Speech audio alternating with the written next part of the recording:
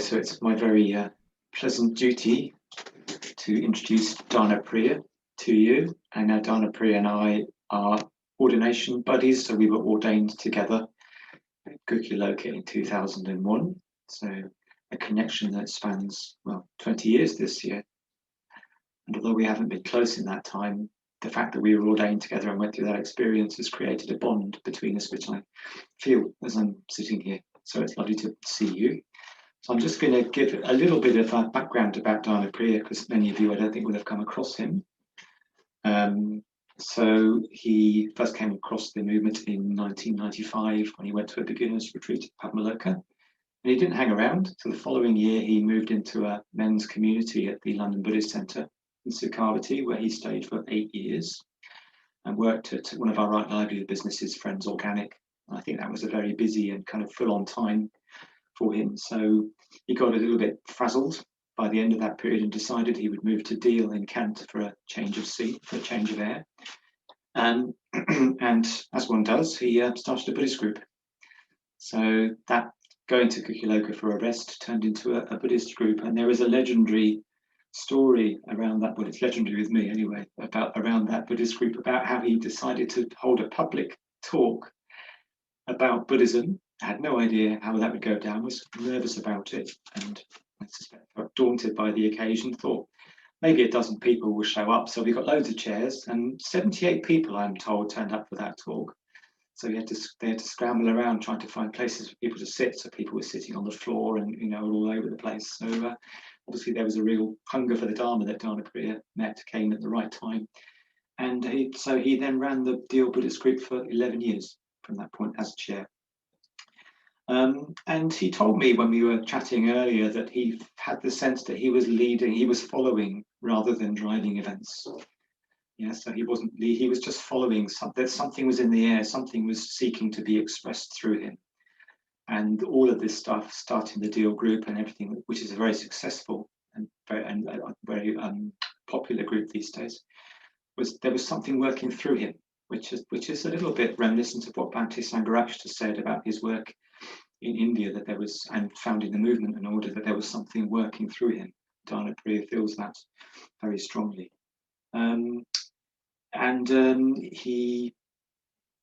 So he was ordained with me, and his name means, I believe I'm right in saying, well, the obvious meaning is lover of generosity, although I'm sure there are other meanings attached to it. So Dana, generosity, Priya, lover, and what's an appropriate name? So Danapriya's spiritual career has been characterized by giving, and more recently, he's just unmuted himself, so he's probably going to correct me or add something. No? Okay. He has ordained 3 men into the Triratna Buddhist order, so giving them the gift of ordination, a greatly precious gift, with 1 further ordination lined up for this March. So he has been a very effective spiritual friend, a very effective teacher, very effective organizer of a Buddhist group, and has found himself, much to his own surprise, I would think it's fair to say, writing a book, which is called It's Not Out There, which is an intriguing title. And so without further ado, I'm going to hand over to Danapriya to say a little bit more, and maybe he'll say a little bit about the how he wants the evening, how he imagines the evening will proceed as well. So Danapriya, over to you. Oh, that's lovely. Akash Raja, really nice introduction. Can you all hear me okay? Is that good? Yeah, lovely, thank you. So yeah, it's really lovely to be here with you all in Shrewsbury or wherever you are. The great thing about this is you can be anywhere, can't you? It's really been amazing just doing this book launch and going to all different sanghas all over the world. It's been a difficult year for lots of people, whatever, but Zoom has certainly helped it enormously, hasn't it, us still be together. And so yes, this evening, so I'm going to give a talk. It's about 30 minutes long, and it's called Actions Have Consequences.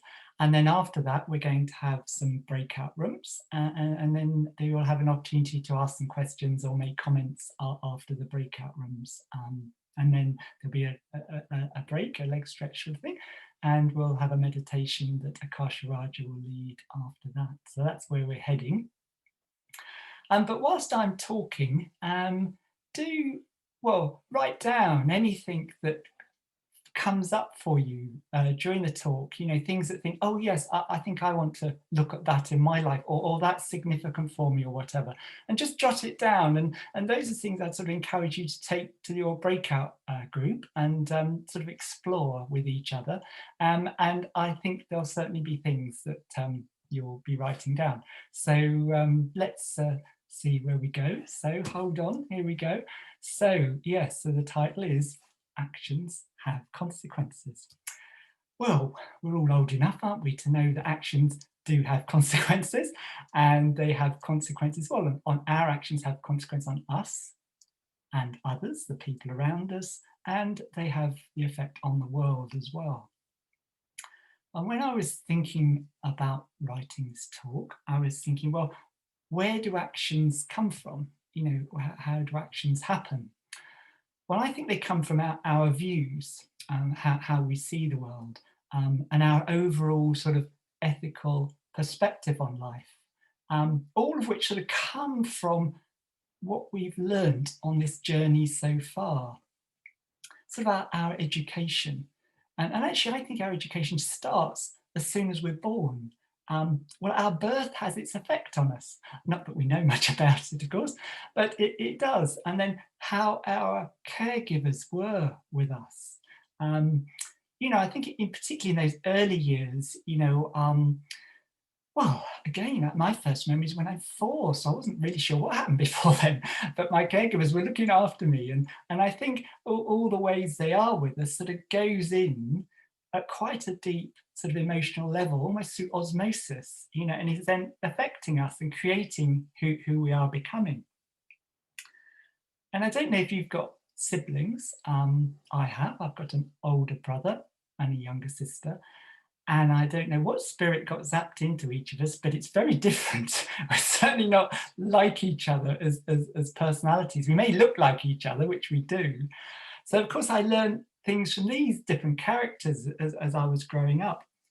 So all this sort of broad education, in a sense, was affecting my choices I was making. They were sort of creating my choices, which were creating my actions, and they were all having consequences on me, others, and the world. So we go at life with these views from others, from sort of also our social education, our school education, our role models, such as maybe grandparents, friends, well, and the surrounding culture, which actually is a pretty powerful one. It makes a big difference to what country you're born in, what area of maybe the United Kingdom or wherever. It has a big effect on our views. Well, and with all this, if you're anything like me, sort of going at life, making choices, therefore creating actions which had consequences based on views that were never mine. They weren't mine. It wasn't actually until I was 30 years old that I was sort of stopped by a health situation and had to wake up to the thoughts that I'd never actually asked myself questions like, who am I? What do I think? What are my views? What are my intentions? What consequences am I having on the world, on others, on me? I don't know where I was. It's almost like there was just not any awareness. It's sort of like nobody said to me that I could ask myself, well, how do you want to live your life somehow? Or what are my views? What do I think? I mean, it sounds a bit mad, doesn't it, saying that? But as I've gone through life, I seem to see it's quite common. And I just sort of was doing what I thought other people wanted me to do, or I was sort of conforming. I was sort of just getting the right job or home or, the right partner, sort of pressures of what I perceived as society or culture or so my illness was a blessing, actually, because it made me stop. I had to look inside. I had to feel more deeply and listen to my inner voices. And I basically realized in this time that I'd taken on blindly sort of other people's emotional views and sort of gone at life, you know, without checking in deeply with my own sort of inner nature, my own sort of voice, my own unique sort of spirit. You know, what am I here for this lifetime? What does this being, this unique being, want to make of this life? What am I here to learn, I suppose? And I like to think of it as actually, well, I'm creating a work of art. I think we're all a work of art. And we're all sort of creating our being as we each become in every moment. You know, what sort of work of art are you? You know, I can sort of make this work of art beautiful by, using lovely, kind, generous words and leave a perfume in my wake. Or I can be angry and swear and shout at you, and that leaves something else. You know, it's like, how beautiful are you creating your life? And this happens through our thoughts, our deeds, our actions, our, and our views, what underpins it all. So I became unwell by following others' perceptions of how things are, of how people thought I should be. And as we know, most humans are driven sort of by the three poisons, the center of the wheel of life, greed, hatred, and ignorance. And I was sort of following people with these sort of principles of trying to get more that'll make you happy, or push that away because that, you don't want them or that because that'll make you happy. And of course, well, I'm glad to say I slowly learned, like I'm sure you have, that generosity, love, and wisdom is what creates a beautiful life, a beautiful existence. During your life, I imagine you've sort of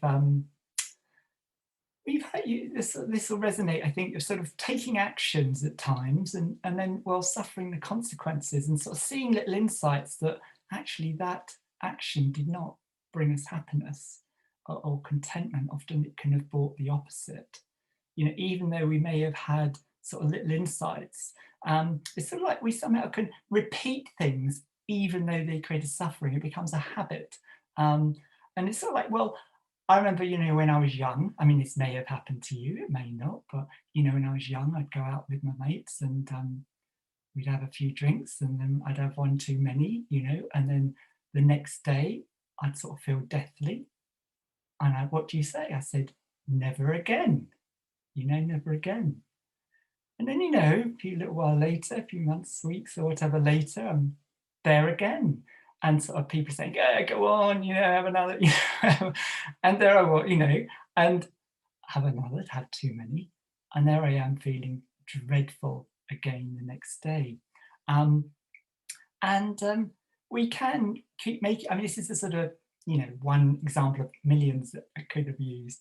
But I think these sort of things happen because we haven't yet built up our own core of self-worth, of self-love.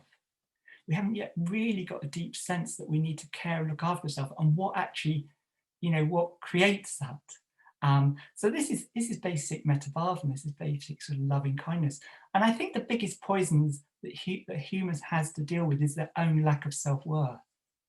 And I think it is the best thing to be working on. And that's why, we come first in the metabhavana to create this self-love, this self-worth, and then we've got it in abundance to give to others and share. And then I experience it like, I've got all these different characters in my mind. It's sort of like different characters are on duty at different times. It's sort of all aspects of my personality. So, one day there's this character there, sort of, right, I'm going to go on this diet for this particular health reason. I'm going to do that, and I'm definitely doing it, and I've got all the food in, and that's it. And then that night I have a dodgy night's sleep, and you know what a dodgy night's sleep's like the next day, sort of dragging yourself through the day, and the will's not quite as strong, and there I am having a jam and cream donut at lunchtime. How did that happen? I wasn't supposed to be having all that. But that's what happens. So, this is integration, this is getting to know our characters, and then seeing them clearly, and are they helping us become the work of art we want to become? Are they helping us? So it's sort of like this is why we need mindfulness, sort of the integration aspect of the Dharma. Well, awareness, really, sort of waking up to seeing things as they really are. And yes, so at some point for you to be listening to me right now, you'll have been stopped, either by creating your own suffering or suffering coming your way in some way. And it would have begged you to stop, look and feel how you're creating your life. That would have been an aspect to draw you to coming along to Buddhism. And well, that obviously happened for me. And lots of things that have helped me lead a quite a different, far richer life. I've put them in my book. It's not out there, it's here. And what I mean is, it's not out there, it's here. It's here in my heart. It's here in my being. And lots of people are trying to make out their work, where sort of get the right home or the right job, the right partner, whatever it is, get it all sorted and then I'll be all right. But of course, it's the wrong way around. We have to go in and really know ourselves, really love ourselves, and sort of work on it in a world, know ourselves, and then out there it gets amazing. It's that way around, because we can see it with a right view, and we can see it as things are, and then make the most of it for ourselves and others. And be sure it's you doing the creating. There's no one else to blame. This is one thing I really love about Buddhism, is the Buddha says that we have to take full responsibility for our lives. We have to take the reins. And because blaming is futile, it just creates more pain for ourselves and others. And so who is creating life? Who is acting? Who is speaking? Who is choosing your thoughts? Well, I'm doing mine. Might not feel like I'm choosing my thoughts all the time, but I am. It's my responsibility. So I'm just going to touch on a few chapters now. So chapter 2 is called It's Never Not Now. Okay, so it's never not now, is it? It's always now. And yet most people miss most of their lives because their lives only happens now. Okay, our life is only made up of 1 billion or more nows, if you see what I mean. And if we're not enjoying each now, well, we won't have a happy life, will we? But so often we can be, in the past, sort of either regretting things or wishing it had been different, or, also we have happy memories of the past, and also we can learn from the past. There's good about it. But I think sometimes we can be carrying too much, sort of things from the past that we don't need to, and it sort of affects our nows derogatory. Or we can be projecting our mind-made soap opera of the future, because it is our own mind-made soap opera. We don't know how it next moment is going to happen, but that's what we do. And so often, although yes, it's full of hopes and dreams as well, but so often it can be riddled with anxiety and fear, and particularly in this time at the moment. And what I've seen or learned is that, whatever's happened up until now, however bad it's been, or however good, you've coped, haven't you? You've coped, you've managed, here you are, lovely. And so I think that it's like trusting that. But then we don't have to fear and angst about all that stuff in the future or whatever, because we'll cope. It's like trusting ourselves. And I think that gives a freedom, actually, a greater freedom for us to enjoy our nows and not spoil them by, always worrying in a certain sense. I mean, you might not resonate with this at all. It might just be me, but if you do and it helps, that's the way I've been thinking about it. Also, something else I want to say is, you are absolutely stuffed full of love. You're absolutely brimming full of love. Where else can it be? Is it up on the shelf, or has somebody else got it? It's a choice whether we let it live or not. Nobody's got any more love or less than anybody else. It's just whether we let it exist, whether I'm loving to you, or whether I'm miserable and mean and don't, it's just in every moment I'm making a choice and an action and an effect.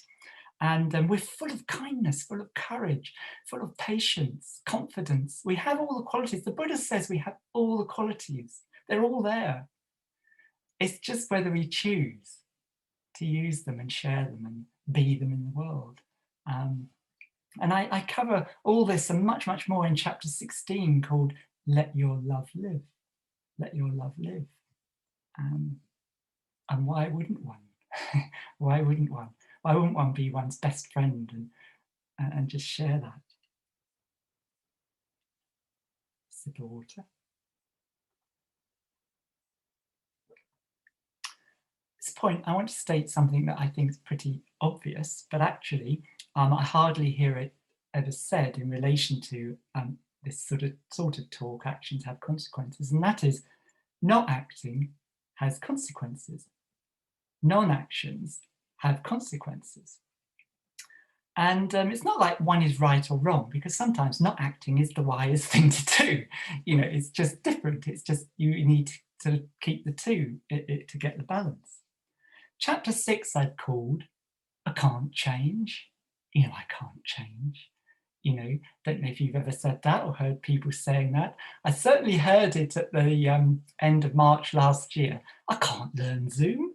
I can't do that, or whatever it is. You can't learn a language, or what's special about you? You can't. The thing is, we are change. It's not that you can't change, it's that we are change. We are process. I was born. I didn't have wrinkles. I've now got a few, and it's sort of just, and bits are falling off. My hair's dropping. It's just the way it is. We're changing all the time. The question is, how do you want to change? It's like taking the reins of your life again, taking full responsibility, which you are because you are here. So that's chapter 6, I Can't Change. I sort of go into that, and just it helps us break out of our limited view, our limited box we can get in. I do this, I'm this sort of person, I'm that sort of person. Well, that's all mind tripping you up. We don't have to do that. We can write a book. I never thought I'd be somebody to write a book, for God's sake. Can't believe there is one. But, well, I can't say I can't do it, can I now? Chapter 17. This is what lots of people have written to me and said what they think about my book, and that's been really helpful. And this chapter, they often say is it's one of their favourites, but they think it's the harder one to integrate into their life. It's called Discipline is Enjoyable. Discipline is enjoyable. Now, often you might think, oh, you don't put those two words together, but this is a really loving discipline because, well, as you will know, once you've learned to meditate, and if you've tried to get a practice going at home, a daily practice, well, you need a bit of discipline, don't you, to make it happen. And then if you do, how much more enjoyable your life becomes, more aware, more loving, and we need discipline to make life enjoyable. I cover lots of different areas in this chapter. I'm just going to touch on 3 now. And I think these 3 are absolutely fundamental to living a good life. Any sort of life, not just British life, just a human life. And they are sleep, diet, and exercise. And I really don't think that sometimes we look at these enough and take them as a serious practice, actually. So I learned, well, I became unwell and I really did have to look at these things, and because I'd certainly tripped myself up as how I was living life before.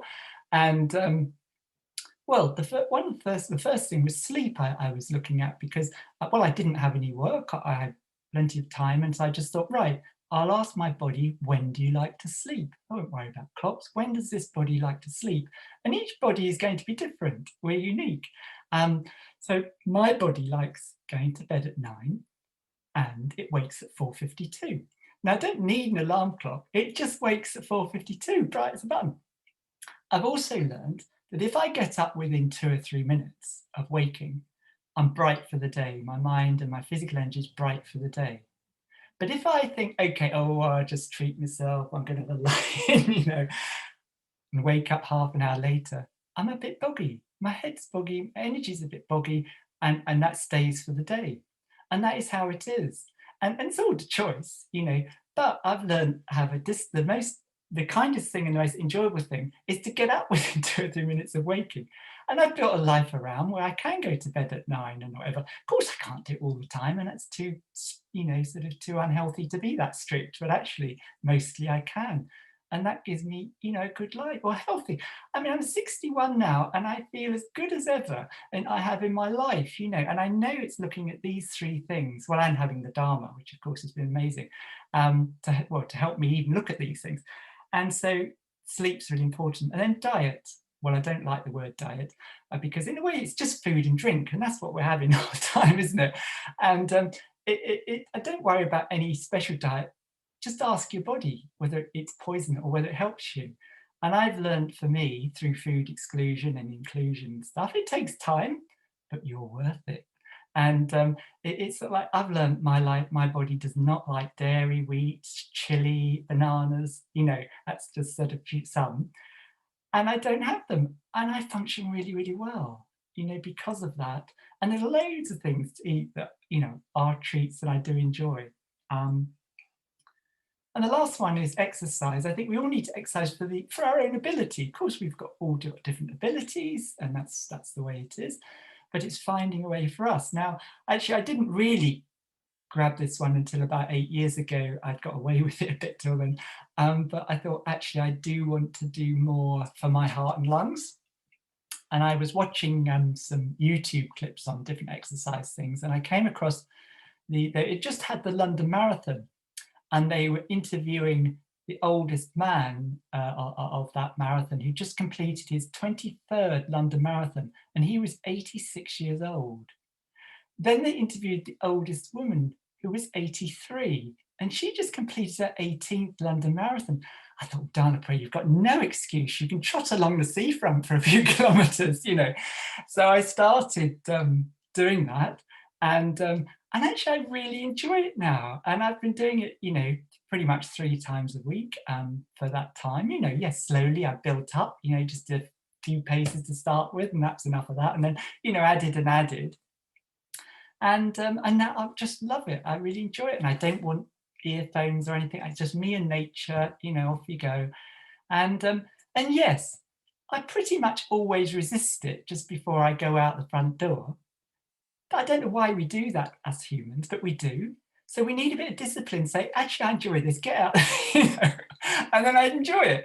And it's sort of like that's just what happens. It's just, I don't know, there's no answer to why we resist what's good for us, but we do, even though we enjoy it. So there's much more in that chapter, but that's a touch of what's in that one. So you're still with me, we're getting there, we're nearly there. Nobody nodded off yet. Oh, good. So chapter 7, what we dwell on, we become. What we dwell on, we become. Somebody said to me, all I need is the 25 chapter titles. That gives me enough to work on. But it's sort of like, so this one, I mean, I don't know how much news you've been watching since the end of last March, but, if you're still watching it, well, it's not going to help you, is it? I mean, I hadn't watched news for over 20 years before last March. But last March, I decided, actually, I did need to know what was going on to keep others safe and myself safe. So I decided what I'd do is there's this thing you can just ask Siri, on my phone, and gives me the latest 2.5 minutes BBC News. So once a day I do that, and I just listen to 2.5 minutes. I get the pith of what I need to do or don't need to do, if you see what I mean. And that's plenty. Well, actually, sometimes it's far too much. But anyway, it's not like all these images or coming at us all the time, which I think sometimes some people can get into, which isn't helping us. And of course, what do you read? What are you taking in? What we're taking in is what we're becoming. Is it helpful? At the moment, I've been reading lots of nature books. I'm reading wilding at the moment, about sort of rewilding, and I'm loving it. And I've read some Robert Macfarlane books about wilderness and the old paths. And because I'm, probably like a few of us, we're going out a lot more walks than we might have done. I found loads more paths than I've ever found. And it's opening nature up. And I'm also reading about the planets and the solar system. And I knew nothing, you know. So just sort of things that I feel are helping in this time. It's sort of giving me a bigger picture. But of course you choose whatever you want, but be careful what we choose, because that's what we're becoming. And who we mix with, are they helping us become who we want to become? You know, are we helping them? So there's so many things. And what movies, you know, what movies they're watching. I mean, I haven't watched horror movies or blood or whatever for years and years and years. Actually, I do have one addiction I'll share with you, and that's I'm addicted to romantic movies, and I probably watch one a day. And actually, I'm hoping it's helping me become more loving. But anyway, I've got one halfway through now, so I'm going to nip off in a minute and watch the rest. But anyway, so it's just, you know, choosing what you dwell on, you become. You know, it's not complicated, is it? Yeah. So actions. Well, you could buy my book, or it's an ebook as well, or you might have bought it, as I know some of you have. Well, then you thank you. Yeah, well, you can buy your friends one now when you like, if you like it. So if you do, you could order. It's not out there from, you know, your local bookshop when it's open, or you know, your Buddhist centre if they've got, you know, whenever that's open, if it's going to be, or Windhorse Publications, or Amazon, or someone like that. And you know, depending on which of these actions you take, it will have its effect on you and others in the world. You know, do you like having a local bookshop? You know, do you like going in there and potting around and having a look? You know, do you want it to still be there? Because they are going like flies. You know, they are disappearing from the high streets, as you probably know. Hopefully you've still got one or two in Shrewsbury, have you? Have you got a bookshop? Yes, lovely. So you might like to support them. Or you might like to buy it from Windhorse Publications, our amazing book publisher within Triratna. And, you know, they produce Buddhist books, that's what they do. But of course, they're a small publisher because sadly still, you know, there's not, you know, enormous amount of people buying Buddhist books. Hopefully that will change over the coming years and everybody will be buying them. But actually, that's how it is. And my book's one of the first for them, because although every word in it is Buddhist principled, it is written so it's accessible to anybody from any walk of life, any religion or none.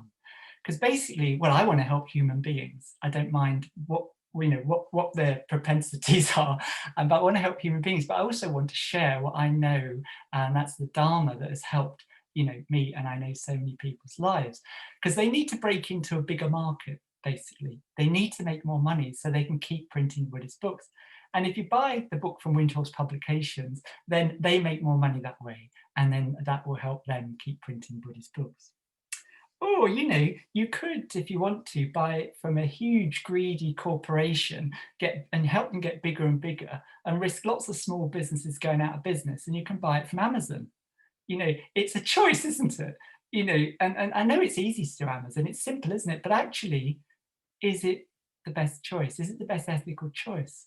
And it's like everything we do in our life. You know, what gas and electric supply are you using? Is it reusable? Renewable, that's the word. I always forget one. You know, and what bulbs have you got in your house and things? So all our actions, you know, are having an effect in the world. So if you do buy my book, and actually more important if you read it, that's quite helpful as well, do let me know what you think. I'd really appreciate knowing what you think. I've got a website, Danapriya.org. You can just send me a message. That'd be really lovely. So how this book came about was 2 years ago, I was 60, and I just thought, another decade. Well, hopefully, I don't know, I've got another decade, hopefully. So what do I want to, what's this next 10 years about for me? I sort of reflected on it for a while, and I came up with this phrase, is that I want to share what I've been given. I want to share what I've been given. I feel so grateful that I've been given to by so many wise teachers. I was going on so many retreats and listening to so many talks and so many one-to-ones with friends. And I just got so many journals stuffed with their wisdom, basically. And I just wanted to share it. And so it's not out there, my book, it's here. you know, I just wanted that's a big part of this sharing. So there's 25 chapters, sort of easily accessible chapters, you know, hopefully are having an effect on the world. And I hope it's helping our human predicament. And I also hope it's going to help our actions have even more amazingly positive consequences on the world, others and us. So that's what I wanted to share with you. So hopefully there is, you know, one or two things that, you know, stuck out for you that you've sort of noted and thought about that you'd like to explore a bit more in the breakout groups. And shortly Akasha Raja will magically wave a wand or two and we'll appear somewhere. And then after that, we'll come back together. And if you've got any questions or comments, we'll have a little bit of time to do that. So hopefully that's okay. And see you all in a bit. Or make a comment or whatever, then now's the time, please do. Perhaps, yep, just unmute yourself and speak away if you want.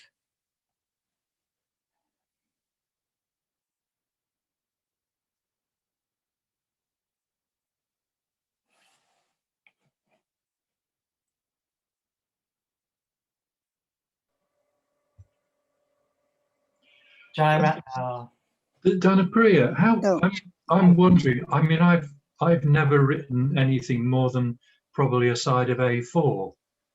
So I wonder how easy or difficult was it to write a book of this length, and particularly without using Pali or Sanskrit terms, without using, if you like, proper Buddhist terminology.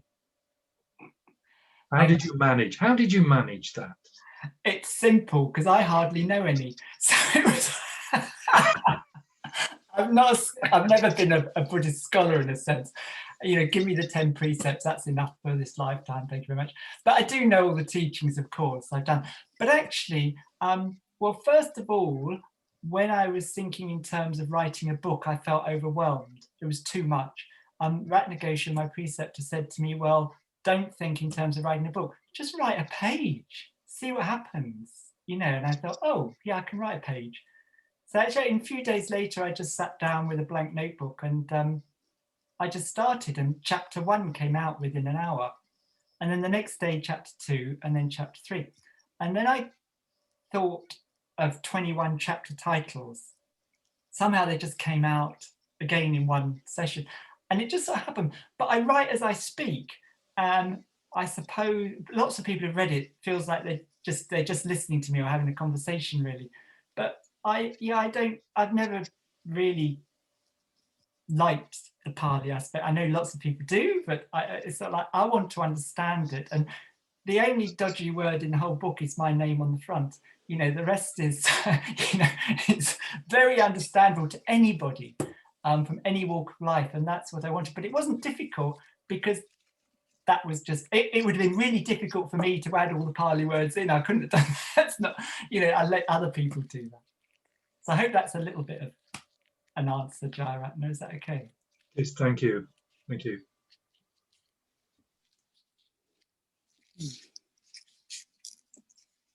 Anybody else? Or we have a meditation? We were talking, am I on mute or am I all right now? Right, Carolyn, I can hear you.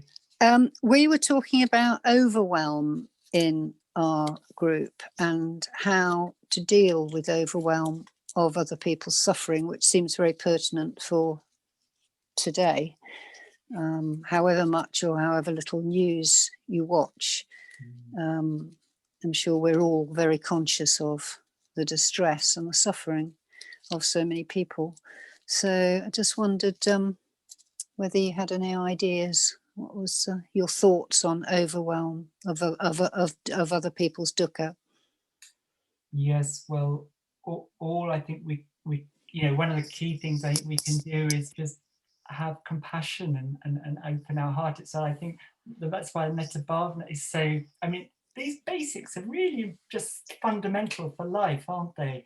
And it's just feeling for the others and sending out. I think thought power is far more powerful than we necessarily tend to think in a way, but just sending thoughts out to people. I mean, I pray every day, and I don't mind calling it praying. You know, something amazing is going on in this universe, and I think we need something bigger. And whether I call it Vajrasattva, which is my practice, and that's, you know, one of the aspects I do, you know, draw on, I think we have to draw on something bigger. It's too much for just an individual. You know, it's like all of us need to, that's when we need faith. And I talk about that. Other Power and Consciousness is a chapter in the book.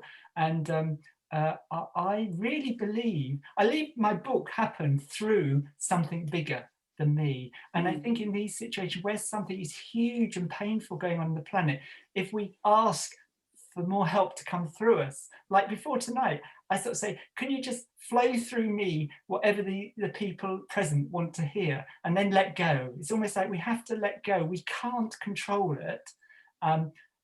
We can have compassion and have faith in something more, and ask that to help in whatever way it can. And I know for some people they might think, well, that's off the trolley, but actually it's really tangible for me in my life.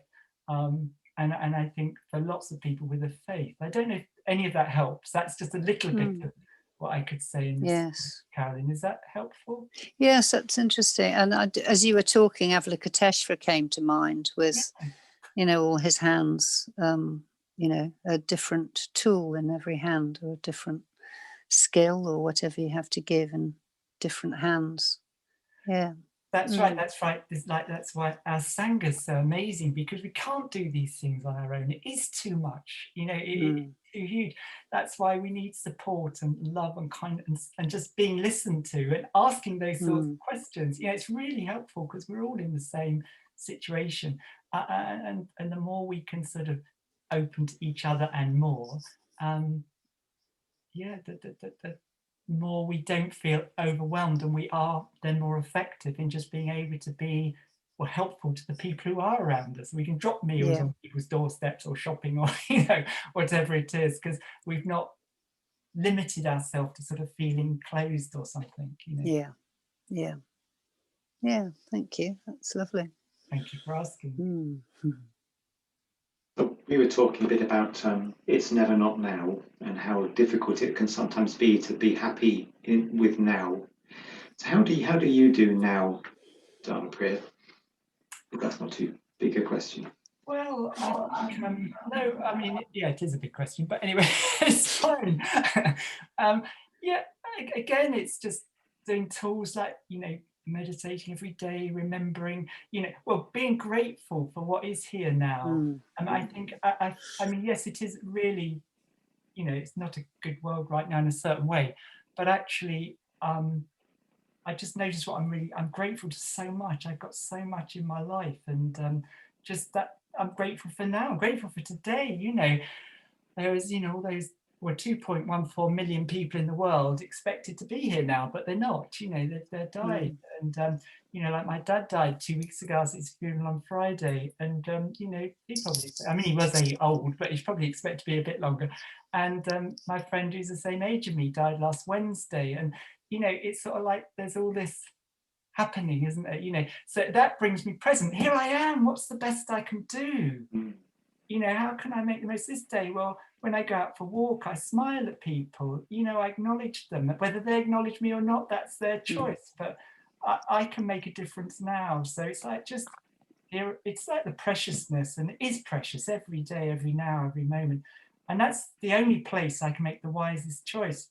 And I suppose just keep studying and reading, and you know, and it's not easy. It's not easy to remember, is it? I go off in my head of, you know, my goddaughter. Yes, I sent a few messages to my goddaughter, and she hadn't got back to me, and there I am, sort of catastrophizing that something's wrong. You know, I go, Danapriya, just come back. You are. It's all right. You know, I don't need to trouble my nows with that. You know, so. Yeah, all that sort of thing. Hope that's something that helps. Yes, I'm particularly struck by the need for gratitude, and how gratitude is such an important quality in it to bring to experience, and how often I fall short or forget to be grateful. So thank you for that. Yeah. And once you what I find is once you start writing what you're grateful for, the list is endless. It doesn't end, actually. It's almost endless. Well, it is endless, actually. You know, just like when I sit down for my meal in the evening, I do think, you know, thank you. I do thank whatever it is, but also all the beings that brought it there to my table, and the plate, the cutlery, and the oven, and you know, it goes on, doesn't it? My glasses, it's just all of it. Anyway, one last thing before you have a break and a meditate. Anybody? But I just thank you, Danapriya, for whatever flowed through you. It landed in my lap. And I can't wait to read your book, because it certainly sounds very accessible to the likes of somebody like me who's not Pali. Sometimes is just, you know, and it sounds like it's very down to earth and very accessible. So thank you. You're welcome, Jerry. Thank you. Yeah. Thank you, everybody, for listening. Thanks once again. Thank you. Thank you, Danapriya. I could ask Jayaratna if he would lead us in the Dharma Palangata. Bring up on.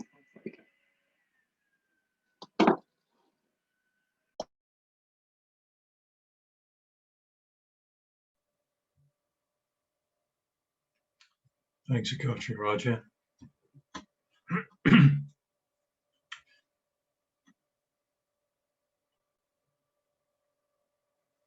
So the last Vandana in unison.